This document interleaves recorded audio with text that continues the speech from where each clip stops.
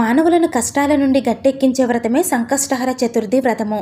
మనము ప్రతి నెలలో పౌర్ణమి తర్వాత వచ్చే కృష్ణపక్ష చతుర్థినే సంకష్టహర చతుర్థి వ్రతంగా జరుపుకుంటామండి. ఎటువంటి తీరని సమస్య ఉన్నా సరే ఈ వ్రతాన్ని ఒక సంకల్పంగా తీసుకొని గణపతికి ముడుపు కట్టి ఉపవాస దీక్షతో ఈ వ్రతాన్ని ఆచరించిన వారికి తప్పకుండా వారి జీవితంలో ఉన్న సమస్యలు కష్టాలు అన్నీ కూడా తొలగిపోతాయండి. అయితే ఈ 2026వ సంవత్సరం జ్యేష్ఠ మాసం జూన్ 4వ తేదీ గురువారం ఏకదంత సంకష్ట చతుర్థి రాబోతుందండి. ఈ జ్యేష్ఠ మాసంలో మహాగణపతిని గణదీప మహాగణపతి నామంతో అదే విధంగా పీఠాన్ని శివపీఠం నామంతో పూజిస్తారు. ఈ సంకష్టహర చతుర్థి రోజు గణపతికి ముడుపు కట్టి పూజ ఏ విధంగా చేయాలి, ఉపవాసం ఏ విధంగా ఉండాలి, పూజ అనంతరం చంద్రునికి అర్ఘ్యం ఏ విధంగా ఇవ్వాలి, ఈ రోజున ఎటువంటి నియమాలు పాటించాలి అనే వాటికి సంబంధించిన వీడియో మన ఛానల్లో షేర్ చేశానండి.